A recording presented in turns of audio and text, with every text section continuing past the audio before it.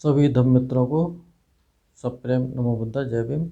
बौद्ध भारत में आपका स्वागत है। संयुक्त प्रकार भाग 1 का ब्राह्मण संयुक्त, जिसमें चौथा जो सूत्र है विलंगिक सूत्र, निर्दोषी को दोष नहीं लगता। एक समय भगवान राजगृह के वेणुवन कलंदक नवाब में विहार करते थे। विलंगिक भारद्वाज ब्राह्मण ने सुना भारद्वाज गोत्र ब्राह्मण श्रमण गौतम के पास घर से बेघर होकर के और प्रवजित हो गया है।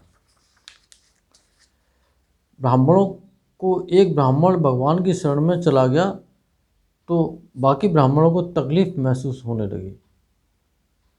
तो उस हिसाब से पिछली बार जो वीडियो में बताया, तो उस तकलीफ के कारण वो भगवान को खरी खोटी सुनाने के लिए चले गए और वहीं रह गए। तो 3 ब्राह्मण इस तरह से भगवान के पास गए और उन्होंने अरहंत अवस्था को प्राप्त कर लिया था। तो ये भी एक विलंगिक भारद्वाज नाम के ब्राह्मण थे। जे भी क्रुद्ध और खिन्न होकर जहाँ भगवान थे वहाँ आया और चुपचाप एक ओर खड़ा हो गया। तब भगवान विलंगिक भारद्वाज के वितर्क को अपने चित्त से जान उसे गाथा में बोले, जिसमें कुछ बुराई नहीं है, जो शुद्ध और पाप से रहित है, उस पुरुष की जो बुराई करता है वह बुराई उसी मूर्ख पर लौट पड़ती है, उल्टी हवा में फेंकी गई जैसे पतली धूल। विपरीत हवा में धूल फेंकेंगे तो हमारे ऊपर ही गिरेगी। और फिर इतनी सी बात सुन करके उस ब्राह्मण को ऐसा लगा कि इन्होंने मेरे चित्त की बात को जान लिया। तो वो खरी खोटी सुना ही नहीं पाया, उससे पहले ही वो चुपचाप सुनता रहा और सीधे भगवान की शरण में आ गया, धर्म की और संघ की शरण में आ गया और घर से प्रवज्जित हुआ। और घर से बेघर होकर के भगवान से प्रवज्ञा पाई और उपसंपदा पाई और फिर ध्यान करते हुए वो भी अरहंत अवस्थाओं को में पहुंच गए और भारत आयुष्मान, अब वो आयुष्मान हो गए। भारद्वाज अरहंतों में से एक हुए। अहिंसक सूत्र। अहिंसक कौन? श्रावस्ती में तब अहिंसक भारद्वाज ब्राह्मण जहाँ भगवान थे वहाँ आया। आकर भगवान का संबोधन किया, आवभगत और कुशल क्षेम के प्रश्न पूछने के बाद एक ओर बैठ गया। एक ओर बैठे अहिंसक भारद्वाज ब्राह्मण भगवान से बोला, हे गौतम, मैं अहिंसक हूँ। हे गौतम, मैं अहिंसक हूँ। भगवान कहते हैं कि जैसा नाम है वैसा ही हो वो। तुम सच में अहिंसक ही हो। जो शरीर से, वचन से और मन से हिंसा नहीं करता वही सच में अहिंसक होता है। जो पराये को भी कभी नहीं सताता। ऐसा कहने पर अहिंसक भारद्वाज भगवान से बोला, धन्य है आप गौतम, धन्य है। और इतने से मैं ही और अहिंसक ब्राह्मण को धर्म संवेग जागा और वो भी घर से बेघर होकर के प्रवज्जित हुए। भगवान के पास जाकर के उपसंपदा पाई और ध्यान करते हुए अरहंत अवस्था को पहुंच गए। आयुष्मान भारद्वाज भी अरहंतों में से एक हुए। छठा सूत्र है जटा सूत्र। जटा को सुलझाने वाला। श्रावस्ती में जो घटना आप श्रावस्ती की है। तब जटा भारद्वाज ब्राह्मण जहाँ भगवान थे वहाँ आया। आकर भगवान का संबोधन किया, आवभगत और कुशल क्षेम के प्रश्न पूछने के बाद एक ओर बैठ गया। एक ओर बैठ जटा भारद्वाज ब्राह्मण भगवान से गाथा में बोला, भीतर में जटा है, बाहर में जटा है, बाहर में जटा, बाहर में भी जटा लगी है। जटा में सारे प्राणी उलझे हुए हैं। सो मैं आप गौतम से पूछता हूँ, कौन भला इस जटा को सुलझा सकता है? ये बात विस्तार पूर्वक दीर्घ निकाय के अंदर आएगी। ये प्रश्न एक देवता का प्रश्न है और वो प्रश्न यहाँ पर जटा भारद्वाज ब्राह्मण ने कही है। उसका नाम ही जटा भारद्वाज ब्राह्मण था। तो भगवान कहते हैं, प्रज्ञावान नरशील और प्रतिष्ठित हो, शील पर प्रतिष्ठित हो, चित्त और प्रज्ञा की भावना करते हुए किलोशों को तपाने वाला बुद्धिमान भिक्षु वही इस जटा को सुलझा सकता है। प्रज्ञावान यानी कि प्रज्ञा तो समाधि से ही प्राप्त होती है, शील समाधि प्रज्ञा। तो वो व्यक्ति और जो शील पर प्रतिष्ठित है, जिसका आधार ही शील है, शील पर टिका हुआ है, शील धर्म पर टिका हुआ है, तो चित्त और प्रज्ञा की भावना करते हुए यानी कि विपස්සना साधना करते हुए क्लेशों को तपाने वाला बुद्धिमान भिक्षु, भिक्षु का मतलब साधक, ऐसा साधक जो बुद्धिमान है, जो क्लेशों को तपाता है, वही इस जटा को सुलझा सकता है। जटा होती है अंदर की उलझनें और बाहर की सांसारिक उलझनें जिसमें हम फंसे रहते हैं प्रतिक्षण, उसका नाम जटा है। यहाँ पर जिसने राग द्वेष और अविद्या को हटा दिया, जिसके आश्रव क्षीण हो गए, सारे मैल दूर हो गए, अरहंत अवस्था को प्राप्त हो गया, उनकी जटा सुलझ चुकी है। जो अरहंत हो गए उनकी जटा सुलझ चुकी है। जहाँ नाम और रूप बिल्कुल निरुद्ध हो जाते हैं, जहाँ पर ये जो शरीर है और चित्त है दोनों रुक जाते हैं, उनकी जो दौड़ है वो खत्म हो जाती है, समाप्त हो जाती है। वो चीज़ प्रतीक और संज्ञा रूप संज्ञा भी वहाँ वही जटा कट जाती है। यानी कि ये रूप संज्ञा ये अनित्य संज्ञा है, और जब ये अनात्म संज्ञा बन जाती है, कहने का मतलब वो अनंत पद ही है कुल मिलाकर के, वहीं पर जा कर के ये जटा कट जाती है, फिर कोई उलझन बचती नहीं है। भगवान के ऐसा कहने पर जटा भारद्वाज ब्राह्मण भगवान से बोला, धन्य है आप गौतम, धन्य है। और वो जटा भारद्वाज ब्राह्मण भी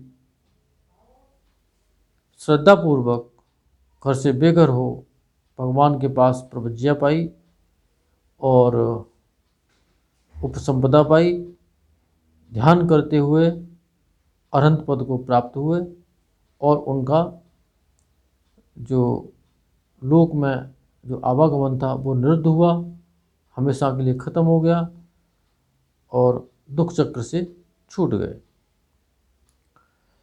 7वां सूत्र है शुद्धिक सूत्र। कौन शुद्ध होता है? श्रावस्ती में घटना श्रावस्ती किया।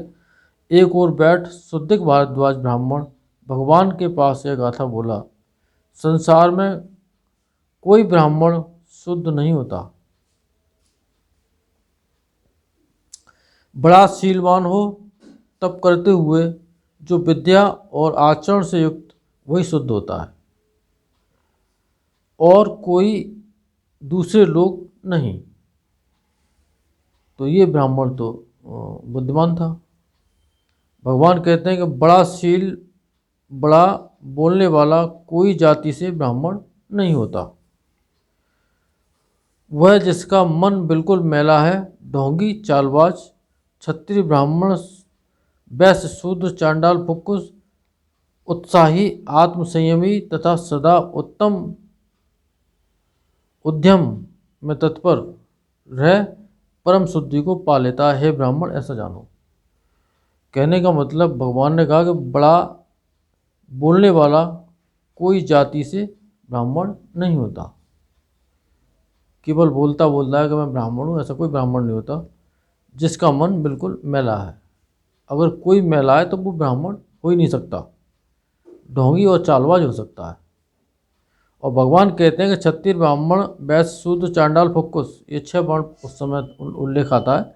इन 6 वर्णों में जो व्यक्ति उत्साह करने वाला है, आत्मसंयमी है, आत्म अपने आप को कंट्रोल कर सकता है, सेल्फ कंट्रोल कर सकता है, तथा सदा उद्योगरत रह सकता है, यानी साधना करने में बिल्कुल निरालस होकर के साधना कर सकता है और तत्पर रहे और परम शुद्धि को पा लेता है, अनंत अवस्था को पा लेता है। हे ब्राह्मण ऐसा जानो। तो ठीक उसी प्रकार इनके साथ भी यही हुआ कि ये भी घर से बेघर हो भगवान के पास जाकर के प्रवज्जित हुए, बुद्ध धम्म और संघ की शरण में चले गए और उपसंपदा के बाद वहाँ उनकी ध्यान करते हुए अनंत अवस्था को उन्होंने प्राप्त कर लिया। अज्ञिक सुत्त, ब्राह्मण कौन? 8वां सुत्त है जी। एक समय भगवान राजगृह के बेड़ूवन करलंदक नवाब में विहार करते थे। उस समय अग्निक भारद्वाज ब्राह्मण के यहाँ घी के साथ खीर तैयार थी। अग्नि हवन करने के लिए निमित्त अग्निक भारद्वाज ब्राह्मण हवन करने के लिए आग जला दी थी और खीर और घी सब हवन सामग्री के लिए तैयार थी। तब भगवान सुबह में पैन और पात्र सीवर ले राजगृह में भिक्षाटन के लिए प्रवेश कर गए। राजगृह में घर घर से भिक्षाटन करते क्रम से जहाँ अग्निक भारद्वाज ब्राह्मण का घर था वहाँ पहुँचे। पहुँचकर एक ओर खड़े हो गए। अग्निक भारद्वाज ने भगवान को भिक्षाटन करते देखा। देखकर भगवान को गाथा में कहा, जो 3 वेदों के जानने वाला ऊंची जात का बड़ा विद्वान तथा विद्या और आचरण से संपन्न हो वही इस खीर को खाए। भगवान बोलते हैं कि बड़ा बोलने वाला कोई जाति से ब्राह्मण नहीं होता। जिसका मन बिल्कुल मैला है, ढोंगी और चालबाज है, जो पूर्व जन्मों की बातों को जानता है, स्वर्ग और अपात को देखता है, स्वर्ग और अपाय यानी कि दुर्गति वाले जो लोग होते हैं उनको देखता है, जो आवागमन से छूट गया है, परम ज्ञानी मुनि, इन 3 को जानने के कारण वह ब्राह्मण त्रिविद्य होता है।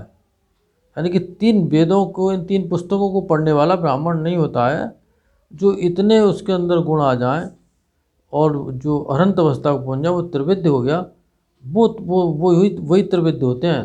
3 वेद जिसको कह देते हैं, वो 3 विद्याएं उसके पास आती हैं और वही ब्राह्मण होता है। विद्या और आचरण से संपन्न वही इस खीर का भोग करे। तो हे गौतम, आप भोग लगा में, आप गौतम ब्राह्मण हैं। अग्निक भारद्वाज ने पहले भगवान को गालियां दी थी, मुंडक कहा था, बसल कहा था। तो भगवान ने बसल सूत्र का जिक्र वहीं पर किया है। ये घटना बात की होगी, तब उन्होंने जो है इसका सम्मान से भगवान को बुलाया। धर्मोपदेश करने पर मिला भोजन मुझे स्वीकार नहीं। अब भगवान ने वो भोजन स्वीकार नहीं किया। तो भगवान का एक नियम था कि जब वो किसी के यहाँ भोजन करते थे, किसी से भोजन लेते थे, तो बिना धर्मोपदेश किए वहाँ से नहीं आते थे, उसका हिसाब चुका देते थे। यानी कि बहुत और कई गुना ज़्यादा उस पर दया करते हुए धर्मोपदेश करते थे। और ऐसा धर्मोपदेश करते थे जिससे उसका अंतर के मन के दरवाजे में खुल जाएं और उसको लाभ हो जाए। लेकिन यहाँ ब्राह्मण की परिभाषा जब भगवान ने दी, यही चीज़ आगे बसल सूत्र में आएगी। तो वो जो दी उसमें बसल सूत्र में बहुत सारा भगवान ने समझाया, यहाँ संक्षिप्त में है वो सब चीज़ें। तो धर्मोपदेश करने पर मिला भोजन मुझे स्वीकार नहीं है। हे ब्राह्मण, ज्ञानियों का यह धर्म नहीं। बुद्ध धर्मोपदेश के लिए दिए गए को स्वीकार नहीं करते। जब बुद्ध ने कुछ दे दिया, उसके बदले में भगवान को कुछ नहीं चाहिए। और अगर हम लोग उनको देते हैं, संघ को देते हैं, तो संघ बिना धर्म दिए नहीं जाते। इस तरह का नियम है। ब्राह्मण धर्म रहने पर यही बात होती है। जब तक दुनिया में धर्म रहेगा यही बात होगी, संसार में धर्म रहेगा। दूसरे अन्न और पान से केवली महर्षि क्षीणाश्रव परम शुद्ध हुए की सेवा करो, पुण्यार्थी तुम्हारा पुण्य बढ़े। इस बात को कहने के बाद और अग्निक भारद्वाज ब्राह्मण भगवान की शरण में चला गया, धम्म की और संघ की शरण में चला गया, और वो जो है भगवान के पास प्रवज्जित हुए और उपसंपदा पाई उन्होंने, और ध्यान करते हुए वो भी अरहंत अवस्था को पहुंच गए, वो भी अरहंतों में से एक हुए। इन सत्य वचनों से आप सबका मंगल हो, भला हो, कल्याण हो, संसार के सारे प्राणी सुखी हों। साधु साधु साधु।